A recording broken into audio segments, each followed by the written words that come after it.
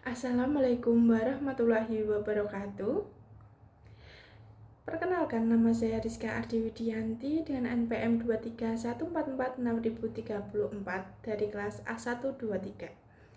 Di sini kita akan belajar tentang 9 hal yang sudah dipelajari pada minggu lalu. Dan ini adalah ringkasan dari materi yang sudah saya pelajari dengan susunannya yang terdiri dari 9 hal, yaitu yang pertama ada dimensi ekonomi, yang kedua ada dimensi peran pendidikan dalam sosial, yang ketiga ada dimensi politik, yang keempat ada teori sumber daya manusia, yang kelima ada teori modernisasi, yang keenam ada teori struktural fungsional, yang ketujuh ada teori mobilitas sosial, yang kedelapan ada teori alokasi, yang kesembilan dan yang terakhir adalah teori legitimasi. Kita akan mempelajarinya satu persatu dari 9 hal di atas. Yang pertama yang akan kita bahas adalah dimensi ekonomi. Dalam pendidikan memiliki peran penting sebagai penggerak utama pertumbuhan ekonomi dan pembangunan sosial. Pendidikan berperan dalam meningkatkan kualitas sumber daya manusia, akses, kualitas, dan hasil pendidikan. Hubungan antara ekonomi dan pendidikan bersifat timbal balik dan saling memperkuat. Yang kedua ada dimensi peran.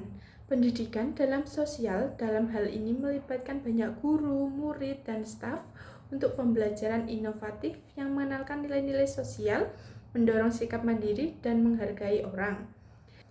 Yang ketiga ada dimensi politik.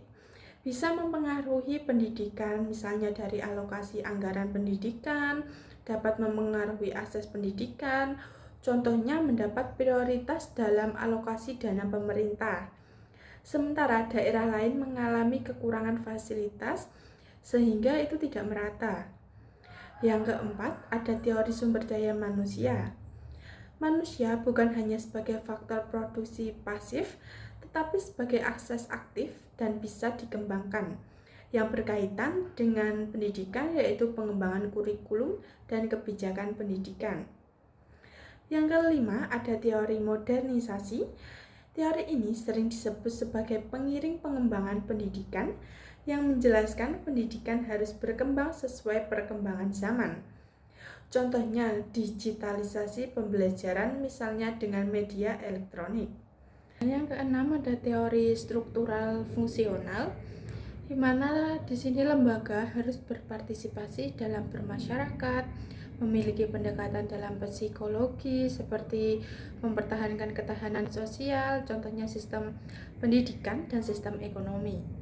Dalam sistem pendidikan memuat berbagai pendidikan ke generasi muda dan sistem ekonomi untuk menghasilkan barang dan jasa. Teori mobilitas sosial. Teori ini merupakan perpindahan status sosial seseorang ke status sosial lain dalam masyarakat. Perpindahan bisa secara naik turun atau horizontal yang disebabkan faktor-faktor seperti kelas ekonomi, kekuasaan, pendidikan, dan status sosial. Contohnya mobilitas naik, seorang anak buruh menjadi dokter. Untuk mobilitas turun, seorang pengusaha menjadi gelandangan, dan horizontal adalah perpindahan kerja dengan gaji yang sama. Kemudian yang kedelapan adalah teori alokasi, yang menjelaskan bahwa pendidikan berfungsi untuk mengalokasikan individu ke dalam posisi sosial dan ekonomi tertentu dalam masyarakat. Pendidikan berperan sebagai mekanisme seleksi sosial.